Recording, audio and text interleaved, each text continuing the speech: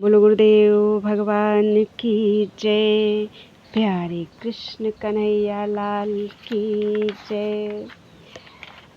श्री लिंग महापुराण श्री सांब सदाशिवाय नमः।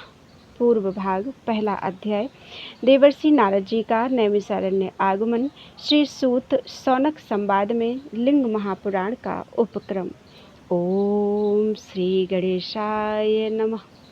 ओम नमः शिवाय। नमो रुद्राय हरये ब्रह्मणे परमात्मने प्रधान पुरुषेशाय सर्ग स्थितकारिणे। श्री गणेश जी को नमस्कार है, भगवान शिव को नमस्कार है। जगत की उत्पत्ति, स्थिति एवं अंत के कारणीभूत कारक ब्रह्मा विष्णु शिव रूपात्मक प्रधान पुरुषाधीश परमात्मा सदाशिव को नमस्कार है। मुनि नारद, शैलेश, संगमेश्वर, हिरण्यगर्भ, स्वरलीन, अविमुक्त, महालय, रौद्र, गोप्रेक्षक, श्रेष्ठ, पाशुपत, विघ्नेश्वर, केदार, गोमायुकेश्वर, हिरण्यगर्भ, चंद्रेश, ईशान्य, त्रिविष्टप तथा शुक्रेश्वर आदि तीर्थ स्थानों में भगवान शंकर की यथोचित आराधना करके नैमिषारण्य पहुँचे।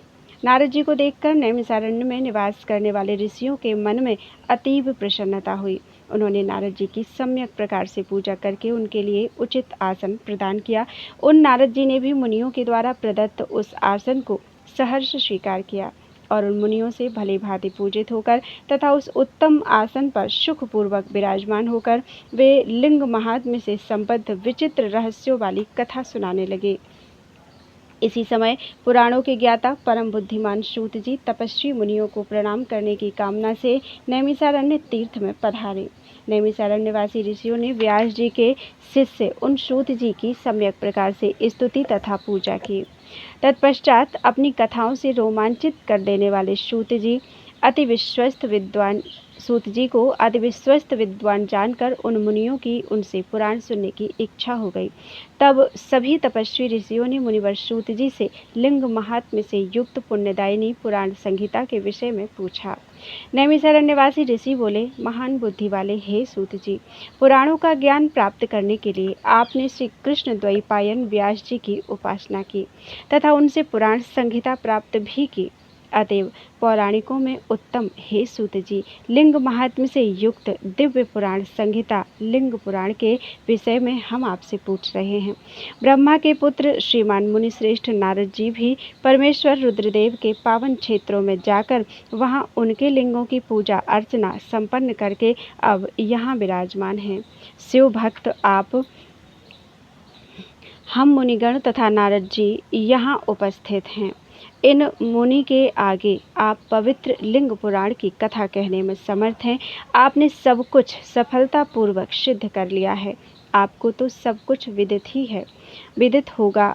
मुनियों के इस प्रकार कहने पर पौराणिकों में श्रेष्ठ सूत जी का मन प्रसन्नता से प्रफुल्लित हो गया।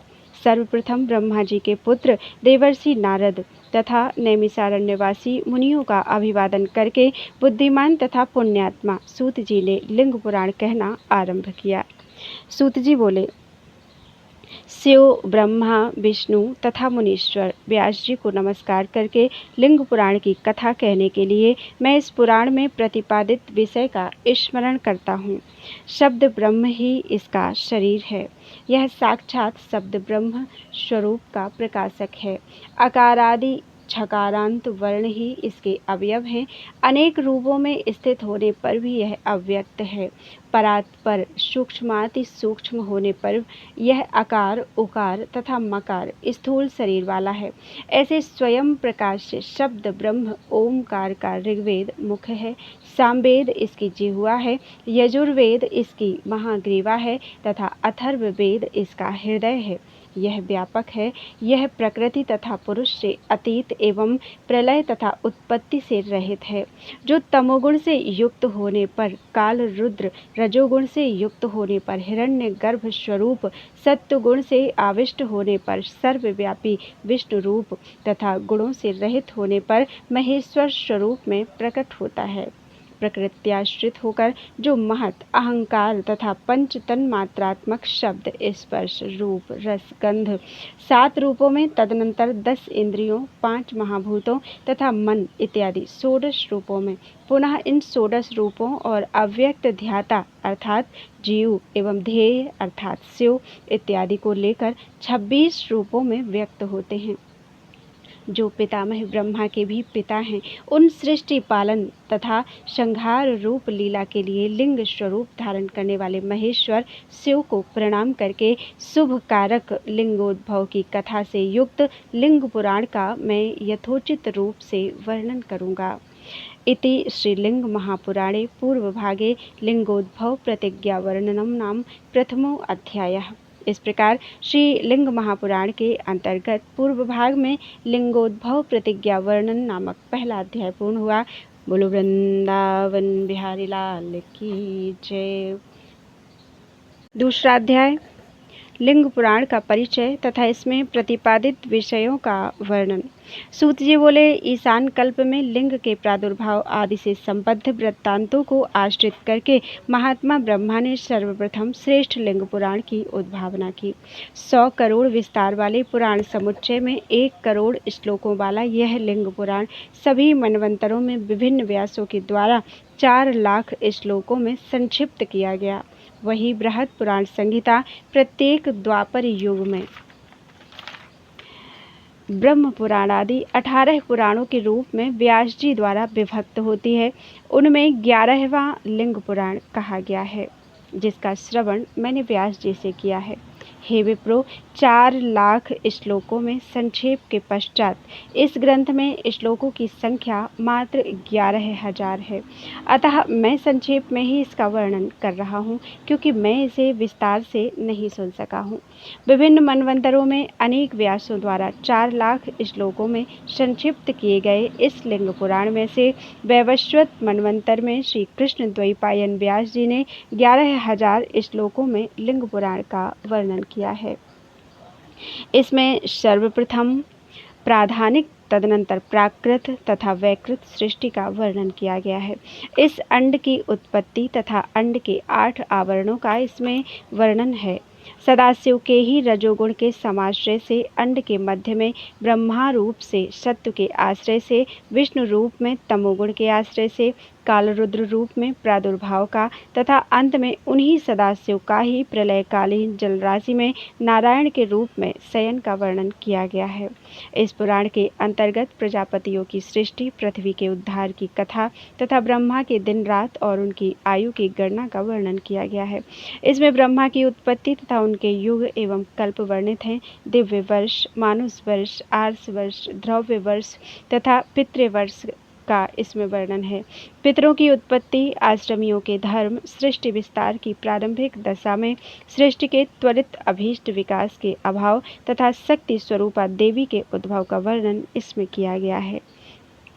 मनु तथा शतरूपा की उत्पत्ति रूप में ब्रह्मा के स्त्री पुरुष भाव का वर्णन, मैथुनी सृष्टि का वर्णन तथा रुदन के पश्चात उनके 8 नामों का वर्णन इस लिंग पुराण में किया गया है। ब्रह्मा विष्णु के विवाद तथा उसके बाद शिवलिंग के प्राकट्य का वर्णन इसमें विद्यमान है तथा उन्हें वृत्रारी इंद्र का दर्शन इस पुराण में वर्णित है। शिलाद तथा इंद्र का संवाद, शिलाद द्वारा अयोनिज पुत्र के लिए की गई प्रार्थना, ऐसे पुत्र का दुर्लभत्व तथा कमल से ब्रह्मा की उत्पत्ति इस पुराण में वर्णित है। कलयुगों में आचार्य तथा शिष्य को शिव के दर्शन, व्यासों के अवतार, कल्प मनवंतर, कल्प का स्वरूप, भेद क्रम से कल्पों के आख्यान, कल्पों में 12 कल्प में विष्णु के 12 अवतार की कथा आदि का वर्णन इस लिंग पुराण में है। मेघवाहन, कल्प का वृत्तांत, रुद्र गरिमा, ऋषियों के मध्य शिवलिंग का उद्भव, लिंग की उपासना, स्नान विधि, शौचाचार का लक्षण, वाराणसी का महात्म्य तथा क्षेत्र महात्म्य आदि का वर्णन इस लिंग पुराण में उपलब्ध है। पृथ्वी पर शिवालयों तथा विष्णु के मंदिरों की संख्या का वर्णन और अंतरिक्ष तथा इस ब्रह्मांड में देवालयों का वर्णन इसमें है। स्वारोचिष मनवंतर में दक्ष प्रजापति का पृथ्वी पर पतन, दक्ष को प्रदत्त शाप तथा उस शाप से दक्ष की मुक्ति इस लिंग पुराण में वर्णित है। कैलाश का वर्णन, पाशुपति योग का वर्णन, चारों युगों के स्वरूप एवं प्रमाण का वर्णन तथा युग धर्म का वर्णन लिंग पुराण में विस्तार के साथ उपलब्ध है। चारों युगों के संध्या कालमान का वर्णन, शिवजी के संध्या तांडव का वर्णन, शंकर जी के शमशान वास का वर्णन तथा चंद्रमा की कलाओं की उत्पत्ति का वर्णन इस पुराण में किया गया है। इस लिंग पुराण में शंकर जी का विवाह, तत्पश्चात पुत्र रूप में श्री गणेश जी की उत्पत्ति, दीर्घकालीन कामोपभोग प्रसंग से जगत के विनाश का भय, सती के द्वारा प्रदत्त शाप, प्राचीन काल में शिवजी द्वारा त्रिपुर वध करके देवताओं तथा विष्णु की रक्षा, शिवजी का शुक्रोत्सर्ग तथा कार्तिकेय की उत्पत्ति आदि वर्णित है। ग्रहण आदि कालों में लिंग के अभिषेक का विधान तथा उसका फल, छुप तथा दधीच तथा विष्णु का विवाद इस पुराण में वर्णित है। इस लिंग पुराण में देवाधिदेव शूलधारी शिवजी का नंदीश्वर नाम से प्रादुर्भाव, पतिव्रता का आख्यान, पशु तथा पाश अर्थात जीव और बंधन की मीमांसा, आसक्ति के स्वरूप का ज्ञान, निवृत्ति की योग्यता प्राप्ति, वशिष्ठ के पुत्रों की उत्पत्ति, महात्मा वशिष्ठ पुत्रों तथा मुनियों और राजाओं का वंश विस्तार, वशिष्ठ पुत्र शक्ति का विनाश, विश्वामित्र की दुर्भावना तथा उनके द्वारा वशिष्ठ की सुरभि धेनु का बलात् अधिग्रहण आदि वर्णित किए गए हैं। वशिष्ठ के पुत्र शोक, अरुंधति के लिए विलाप, उनके पुत्र वधु के प्रेषण, गर्भ स्थित शिशु के वचनोद्गार, पराशर व्यास तथा सुखदेव के अवतार, शक्तिपुत्र पराशर के द्वारा किए गए राक्षस ध्वंस, देवताओं के गूढ़ रहस्य रूप विशिष्ट ज्ञान तथा गुरु पुलत्स्य के आज्ञानुसार उनके कृपा प्रसाद से पराशर विष्णु पुराण की रचना से पराशर द्वारा विष्णु पुराण की रचना से संबंधित विषयों का वर्णन किया गया है। भुवनों की परिमिति, ग्रहों नक्षत्रों की गति, जीवत श्राद्ध की विधि, श्राद्ध के अधिकारी पात्रों तथा श्राद्ध के विषय में इस पुराण में वर्णन है। इस पुराण में नांदी श्राद्ध के विधान, वेदाध्ययन का स्वरूप, ब्रह्म यज्ञ, पितृयज्ञ, दैवी यज्ञ, भूत यज्ञ, नृयज्ञ, इन 5 महायज्ञों के प्रभाव तथा इन 5 महायज्ञों के करने की विधि का वर्णन किया गया है। रजस्वला स्त्रियों के सदाचार, उस सदाचार पालन से विशिष्ट पुत्र की प्राप्ति, प्रत्येक वर्णों के अनुसार मैथुन के नियम, सभी वर्णों के लिए अलग अलग भोज्य तथा अभोज्य के विधि विधान तथा समस्त पापों के प्रायश्चित के विषय में पृथक पृथक रूप से विस्तार से वर्णन किया गया है। नरकों के स्वरूप, कर्मानुसार दंड के विधान, स्वर्ग और नरक प्राप्त करने वाले पुरुषों में दूसरे जन्मों में प्रकट होने वाले चिन्ह, अनेक प्रकार के दानों, यमपुरी, पंचाक्षर मंत्र की मीमांसा तथा रुद्र महात्म्य का वर्णन इस लिंग पुराण में किया गया है। इंद्र वृत्तासुर के महासंग्राम का वर्णन, विश्व रूप के वध का निरूपण, श्वेत मुनि तथा काल का संवाद, श्वेत मुनि की रक्षा के लिए शिव द्वारा काल के संहार का इसमें वर्णन है। देव दारुवन में कल्याणकारी भगवान शंभु के प्रवेश, सुदर्शन के आख्यान एवं क्रम संन्यास के लक्षण का वर्णन इस पुराण में किया गया है। शिव प्राप्ति श्रद्धा द्वारा ही साध्य है। इस सिद्धांत का ब्रह्मा द्वारा निरूपण, मधु कैटभ संसर्ग से नष्ट ज्ञान वाले ब्रह्मा को परम ज्ञान प्रदान करने के लिए शिव प्रादुर्भाव, भगवान विष्णु का मत्स्य रूप में अवतार तथा सभी अवस्थाओं में लीलापूर्वक विष्णु की उत्पत्ति का वर्णन इस लिंग पुराण में उपलब्ध है। भगवान शंकर की कृपा से श्री कृष्ण तथा कामदेव के रूप में प्रद्युम्न के प्रादुर्भाव एवं समुद्र मंथन के समय मथानी धारण के लिए भगवान विष्णु के कूर्मावतार का वर्णन इस पुराण में है। संकर्षण की उत्पत्ति चंडिका के रूप में, कौशिकी के प्रादुर्भाव, यदुवंशियों की उत्पत्ति, स्वयं विष्णु के यदुकुल में प्रादुर्भाव, श्री कृष्ण के मामा भोजराज कंस के दुर्भाव, बाल रूप में श्री कृष्ण की लीलाओं तथा पुत्र के लिए शंकर जी की पूजा का वर्णन इस लिंग पुराण में किया गया है। विष्णु रूप शिव से कपाल में जल की उत्पत्ति तथा पृथ्वी का भार उतारने के लिए विष्णु द्वारा शंकर जी की गई आराधना का वर्णन इस पुराण में है। प्राचीन काल में बेन पुत्र पृथु के द्वारा गोरूप पृथ्वी के दोहन तथा देवासुर संग्राम में कृष्ण के द्वारा प्राप्त किए गए भृगु प्रदत्त शाप, द्वारिकापुरी में कृष्ण रूप में विष्णु के निवास, लोक कल्याण के लिए विष्णु के द्वारा स्वीकार किए गए दुर्वासा प्रदत्त शाप का वर्णन इस लिंग पुराण में किया गया है। वृष्णि और अंधक वंशों के विनाश के लिए पिंडारक क्षेत्रवासी यादवों के दिए गए शाप, मूसल तथा एक एरका की उत्पत्ति, एरका घास ले लेकर आपस में एक दूसरे पर प्रहार करने से वृष्णिवंशियों के विनाश, अपनी ही लीला से श्री कृष्ण के द्वारा अपने ही कुल के विनाश, उसी एरका रूपी अष्ट के प्रभाव से श्री कृष्ण के इच्छा पूर्वक अपने धाम के लिए प्रयाण तथा कृष्ण रूपी ब्रह्म की प्रयाण लीला के रहस्य का विस्तृत वर्णन इस लिंग पुराण में किया गया है। इंद्र बने हुए त्रिपुरासुर, गज रूपी अंधकासुर, मृग रूपी यज्ञाग्नि, दक्ष, कामदेव, देवताओं के आदिदेव ब्रह्मा, हलाहल विष दैत्य एवं अन्य असुरों के शिवकृत दमन का वर्णन तथा जालंधर वध एवं सुदर्शन की उत्पत्ति का वर्णन भी इस पुराण में प्राप्त है। इस लिंग पुराण में भगवान विष्णु को श्रेष्ठ आयुध की प्राप्ति, रुद्र के क्रियाकलाप तथा उनके अन्य हजारों चरित्रों का वर्णन किया गया है। विष्णु, ब्रह्मा तथा महात्मा इंद्र के अनुभव एवं प्रभाव का वर्णन तथा शिवलोक का भी वर्णन है। भूमिष्ठ रुद्रलोक, पातालस्थ हाटकेश्वर, तपों के लक्षण एवं द्विजों के वैभव का निरूपण भी इस पुराण में किया गया है। भगवान शंकर के विग्रहों की व्यापकता तथा उनकी लिंग मूर्ति की विशेषता इस पुराण में वर्णित है।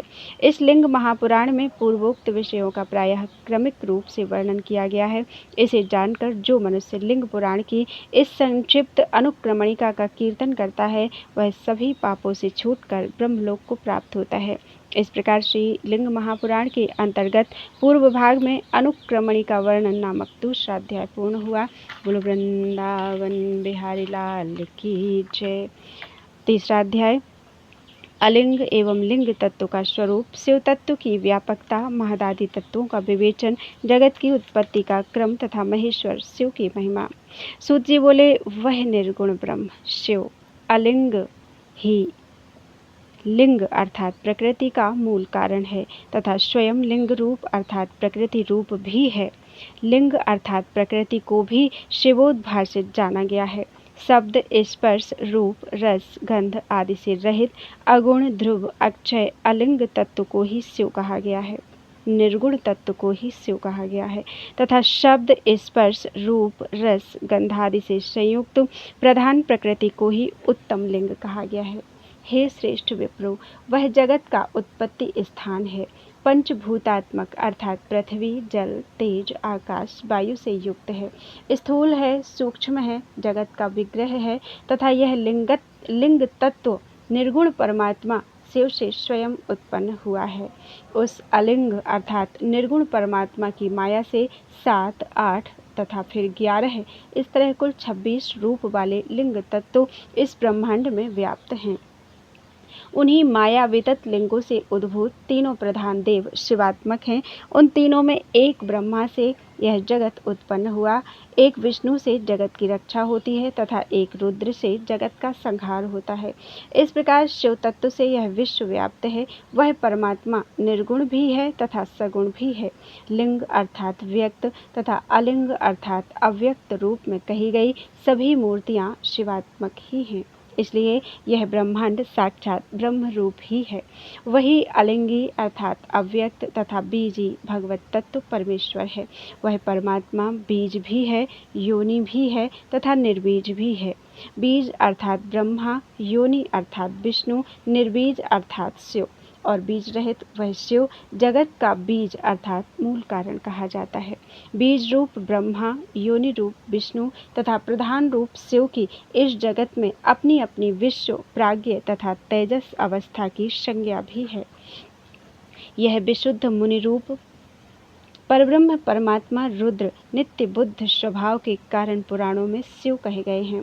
हे विप्रो, शिव की दृष्टि मात्र से प्रकृति शैवी हो गई तथा सृष्टि के समय अव्यक्त स्वभाव वाली वह प्रकृति गुणों से युक्त हो गई।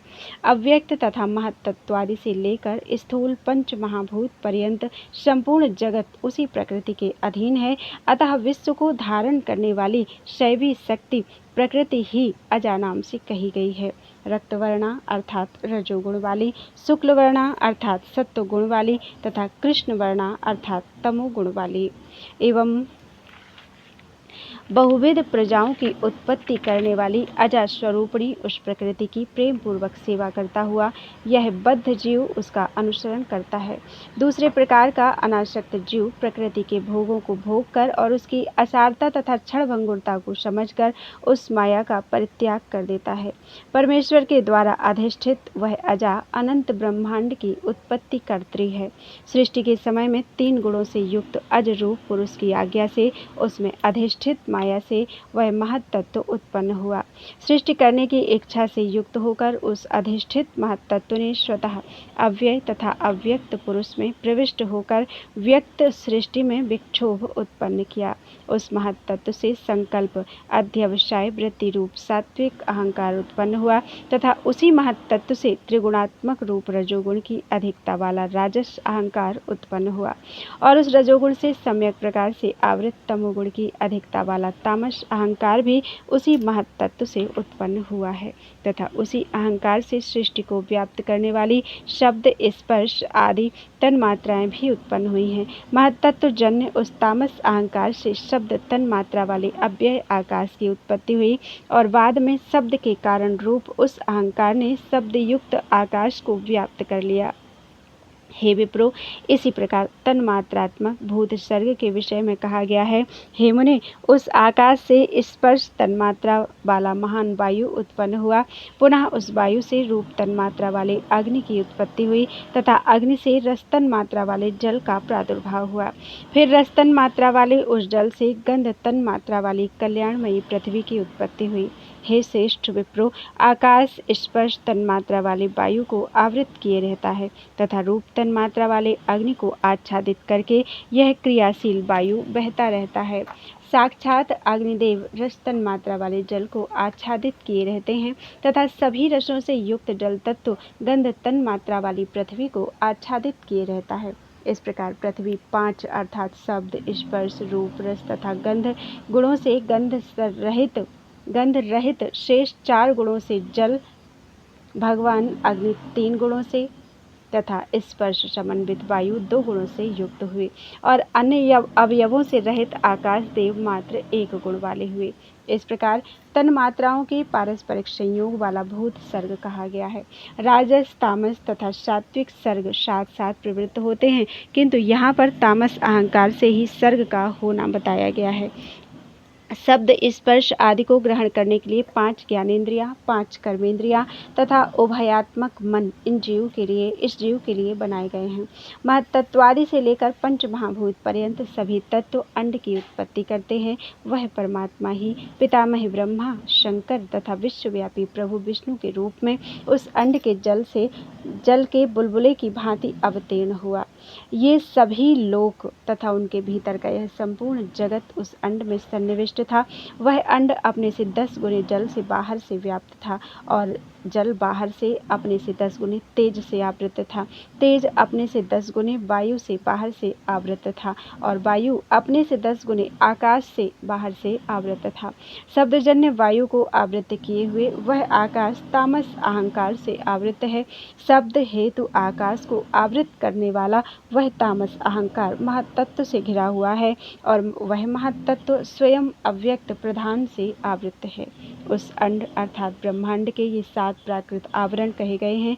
कमलासन ब्रह्मा जी उसकी आत्मा है। इस सृष्टि में करोड़ों करोड़ों अंडों अर्थात ब्रह्मांडों की स्थिति के विषय में कहा गया है। प्रधान अर्थात प्रकृति ही सदाशिव के आश्रय को प्राप्त करके इन करोड़ों ब्रह्मांडों में सर्वत्र चतुर्मुख ब्रह्मा, विष्णु और शिव का सृजन करती है। अंत में शंभु का सहयोग प्राप्त कर वही प्रधान लय भी करती है। इस प्रकार परस्पर संबद्ध आदि सृष्टि तथा अंत के विषय में कहा गया है। इस सृष्टि की रचना, पालन तथा संहार करने वाले वे ही एकमात्र महेश्वर हैं। वे ही महेश्वर क्रम पूर्वक 3 रूपों में होकर सृष्टि करते समय रजोगुण से युक्त रहते हैं, पालन की स्थिति में सत्वगुण में रहते हैं तथा प्रलय काल में तमोगुण से आविष्ट रहते हैं। वे ही भगवान शिव प्राणियों की सृष्टिकर्ता, पालक तथा संहर्ता हैं। अतएव वे महेश्वर ब्रह्मा के अधिपति रूप में प्रतिष्ठित हैं, जिस कारण से भगवान सदाशिव भाव, विष्णु, ब्रह्मा आदि रूपों में स्थित हैं तथा सर्वात्मक हैं। इसी कारण वे ही ब्रह्मांडवर्ती इन लोकों के रूप में तथा इनके कर्ता पितामह के रूप में कहे गए हैं। हे द्विजो, पुरुषाधिष्ठित यह प्राथमिक ईश्वरकृत अबुद्धिपूर्वक उत्पन्न तथा कल्याणकारी प्राकृत सर्ग मैंने तुम्हें सुनाया। इस प्रकार श्रीलिंग महापुराण के अंतर्गत पूर्व भाग में प्राकृत प्राथमिक सर्ग कथन नामक तीसरा अध्याय पूरा हुआ। बोलो वृंदावन बिहारी लाल की जय। त्वदीयं वस्तु गोविंदम तुभ्यमेव समर्पयेत्।